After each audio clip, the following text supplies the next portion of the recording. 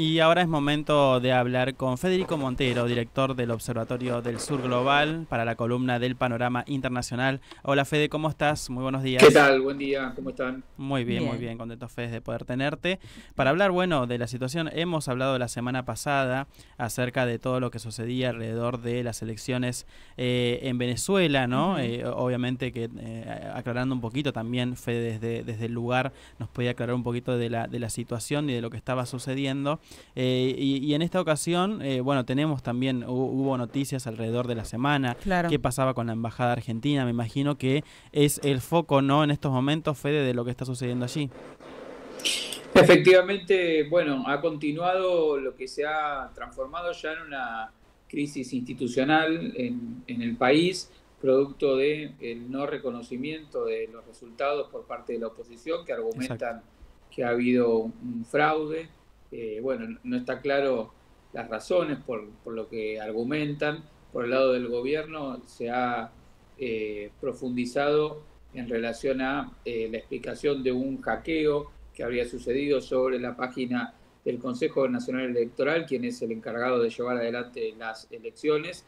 La reacción que ha tenido la oposición ha sido durante el día lunes y martes de la semana Sí. pasada, con movilizaciones, algunas de ellas con un carácter violento, que fueron reprimidas por las fuerzas del orden en Venezuela. También ha habido movilizaciones por parte del chavismo, y lo que ha decidido el presidente Maduro es someter todo el proceso electoral a las autoridades del Tribunal Superior de Justicia de Venezuela, para que sea la justicia venezolana quien se encargue de recabar la información de los distintos partidos políticos, las actas que haya, y dictaminar cuál es la legalidad del proceso político. Esto ha generado, como bien ustedes decían, una serie de consecuencias a nivel internacional, alineamiento de distintos países que podemos agruparlos en tres grandes grupos. Por un lado, quienes han reconocido el triunfo de Maduro y los resultados que dio el CNE, básicamente encabezados por China, Rusia y otros países de Asia, algunos también de América Latina, como Cuba, Nicaragua y otros. Luego, países que han desconocido el resultado y que argumentan que ha habido un fraude en línea con la oposición venezolana, países que, encabezados por Argentina, Uruguay, Panamá, otros países de la región, incluso Estados Unidos, con una posición ambivalente primero y luego dando a entender que iban a reconocer al candidato de la oposición, y un tercer grupo de países liderado por Brasil, México, se le sumó Chile recientemente y Colombia, que buscan un marco de diálogo, no profundizar la polarización política y tratar de dilucidar cómo ha sido toda la situación, tratando de encontrar puntos de contacto y una salida dialogada al conflicto político que hoy tenemos. Producto de este posicionamiento de la Argentina, eh, donde se ha intentado, por boca del presidente, a través de las redes sociales, instigar un golpe de Estado, que las Fuerzas Armadas desconozcan al presidente Maduro, el presidente Maduro decidió expulsar a la representación diplomática argentina en Venezuela, lo cual implica que hoy la Embajada Argentina esté bajo la tutela de la Embajada brasileña en Claro. Venezuela. Y esa es la razón por la cual hemos visto flameando la bandera brasileña en la Embajada Argentina en Venezuela. Claro, claro, Ujú. por esa situación, para entender un poquito Claro. por qué sucedió esto. A raíz de esto también, de lo que está sucediendo en Latinoamérica, Cristina Fernández de Kirchner, ¿no? Reapareció y analizando la coyuntura política desde México junto al partido Morena, ¿no? Del cual es la presidenta electa Sheinbaum de México. Sí, así es, una conferencia importante de Cristina Fernández de Kirchner en México, que tiene una significación política, por un lado, de apuntalar ese proceso de cambio que venimos siguiendo también en la columna del Magazine semanal, Sí, lo que ha significado el triunfo de Claudia Sheinbaum, que ratifica el liderazgo que construyó Andrés Manuel López Obrador, actual presidente de México, que encarna un giro, si se quiere, nacional popular, progresista, dentro de la historia de México, producto también de una serie de transformaciones que Andrés Manuel llevó adelante en la vida de México, que generó un triunfo apabullante sobre la oposición por más de 20 puntos. En ese contexto, la presencia de Cristina, invitada por Morena, el principal partido que apoya a López Obrador, se inscribe en un ciclo de formación política que se lleva adelante allí, y su intervención estuvo centrada en cuáles serían las utopías que se pueden plantear en este mundo tan convulsionado. Y ella planteó, a grandes rasgos podemos decirlo, que así como en el siglo XIX la utopía central que recorría nuestros países tenía que ver con la idea de la libertad vinculada con el proceso de la independencia de nuestras naciones, y en el siglo XX se centró en la cuestión de la igualdad, en la cuestión de la justicia social. En este siglo XXI ella ha planteado la necesidad de que se trate de orientar los proyectos de nuestros países en relación a la cuestión de la justicia y de la paz.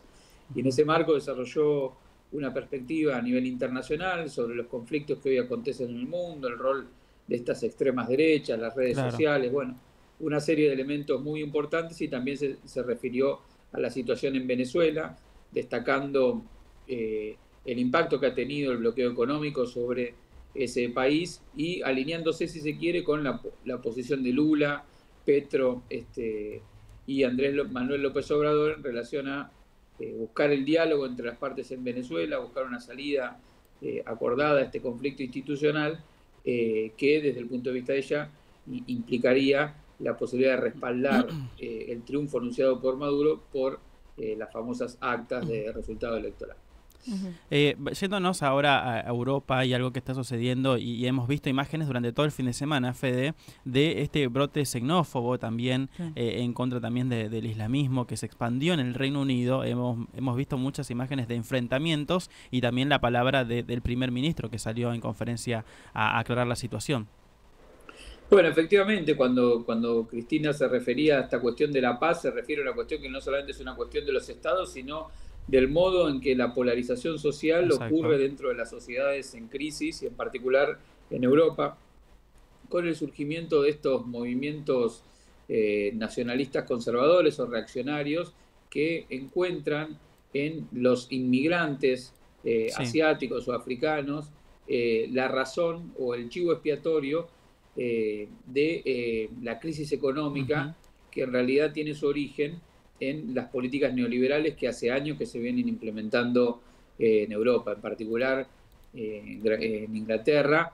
Hace poco tiempo triunfó un partido de centro-izquierda, el Partido Laborista, después de 14 años de gobiernos de derecha que han implementado el desarme de lo que ha sido el estado de bienestar en Inglaterra, con una política de recortes, baja de los derechos de las grandes mayorías, caída del empleo, aumento de la desocupación. Todo eso va generando un contexto de crisis económica y social que explica la emergencia de estos grupos violentos que hacen en los inmigrantes una especie de chivo expiatorio que le echan la culpa, digamos, de la crisis. Esto ha resultado en movilizaciones de estos sectores xenófobos de la derecha recalcitrante en Inglaterra, que han llevado adelante una serie de hechos violentos, fundamentalmente también asusados por una figura emergente de la nueva derecha en Inglaterra, que es Nigel Farage, quien en las últimas elecciones subió bastante en la cantidad de votos, y ante la crisis de la derecha que perdió el gobierno, se instalaría como uno de los emergentes de esta nueva realidad social en Inglaterra. Así es. Y si vamos por el mismo lado y hablamos del islamismo y demás, tenemos que hablar también de la escalada en Medio Oriente a raíz del asesinato de líderes islámicos, ¿no? Que sucedió también en estos últimos días, Fede. Bueno, nos trasladamos al escenario en Medio Oriente, donde ahí el conflicto que se viene desarrollando ya largamente entre Israel y su política de destrucción, podemos decir ya, de la Franja de Gaza, donde se llevan más de 40.000 muertos, en lo que las autoridades internacionales no han dudado en caracterizar de genocidio.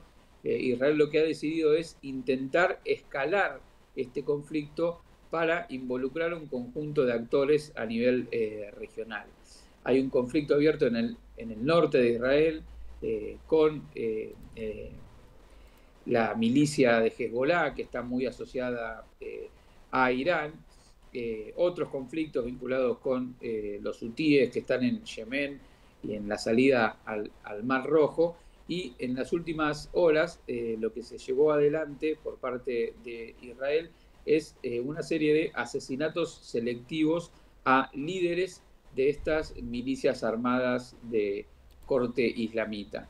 En el último de los casos se trata de Ismael Haniyeh en Teherán, quien era uno de los líderes de Hamas, que estaba viviendo en la capital iraní dentro de una fortaleza militar que tiene lugar ahí en la capital de Irán, y él fue asesinado. Todavía no se sabe exactamente en qué condiciones, si se trató de un ataque con un misil o si se trató de una especie de atentado con una bomba que fue colocada tiempo atrás. Lo cierto es que se trata de un asesinato selectivo y un ataque que se ha cobrado la vida de uno de los principales líderes de Hamas, que entre otras cosas era quien tenía a su cargo las negociaciones que Hamas venía desarrollando por intermedio de otros países que figuran como mediadores para intentar lograr un acuerdo de paz con Israel. Entonces esto se entiende como un hecho de fuerza de Israel, que demuestra de esta manera que puede no solamente llevar adelante un frente de batalla contra la población civil en Gaza, sino que también puede perpetrar un ataque dentro del territorio de Irán, que ya es una potencia regional con 80 millones de personas, con capacidad disuasiva muy grande. Ahora se abren las preguntas respecto de cuál va a ser el tipo de respuesta que Irán va a tener frente a este ataque dentro del territorio iraní. Recordemos, hace unos meses había habido un ataque a una embajada iraní en Siria, lo cual implicó una reacción por parte de Irán. Ahora el ataque es dentro del territorio iraní, y ahí se juega una especie de juego de las provocaciones, porque lo que busca Israel es que este conflicto se propague, e Irán no está interesado en la propagación regional de este conflicto, pero a la vez está obligado a dar una respuesta frente a este ataque que ha sufrido.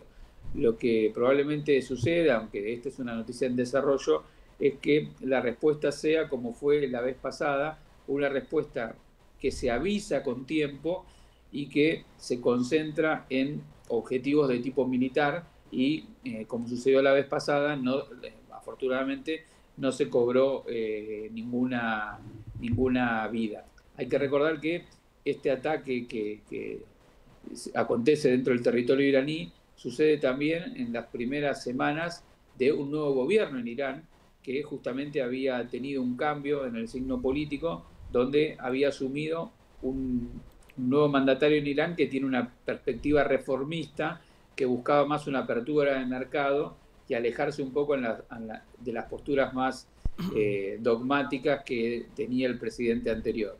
Bueno, este tipo de ataques justamente no colaboran mucho en un horizonte, en una perspectiva más de reforma pro mercado y menos bélica. Entonces es como un juego que va obligando a los actores a entrar en una dinámica de un conflicto que puede espiralizarse en las próximas semanas. Así es, Fede. Bueno, vamos a estar atentos también a esta noticia en desarrollo, como bien vos mencionabas, a través del observatorio del surglobal.com para más información. Gracias, Fede, por este panorama, y nos reencontramos la próxima semana. Hasta la próxima. Bueno, ahí pasa Federico Montero, director del Observatorio del Sur Global.